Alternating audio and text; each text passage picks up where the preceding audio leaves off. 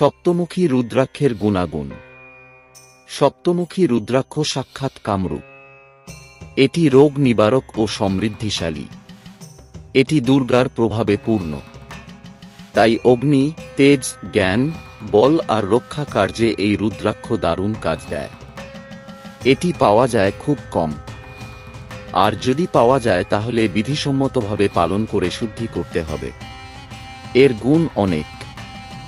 সকল প্রকার অসুবিধা দূর করে। এই রুদ্রাক্ষ ধারণকারী ব্যক্তি যাত্রাকালে কোনো অসুবিধা পাবে না। পথে ঘাটে এর কোনো অসুবিধা আসবে না।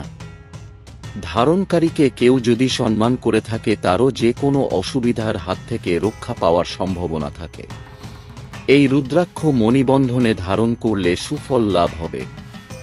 এটি মস্তকে ধারণ করলে 1 কোটি গুণ, কর্ণে ধারণ করলে 10 কোটি গুণ, গলদেশে ধারণ করলে 100 কোটি গুণ ফল, আর হাতে ধারণ করলে 1000 কোটি গুণ ফল লাভ করা যায়।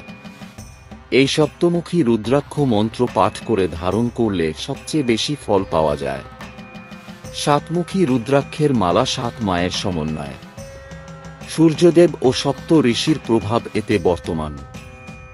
এই রুদ্রাক্ষ ধারণ করলে মা লক্ষ্মী প্রসন্ন হয়ে ধন সম্পত্তির অধিকারী করে তোলেন। পবিত্র ও শুদ্ধ মনে মন্ত্র পাঠ করে করে এই রুদ্রাক্ষ ধারণ করলে সে ব্যক্তি জ্ঞানী, বুদ্ধিমান, স্থির মস্তিষ্কের হয়ে থাকে।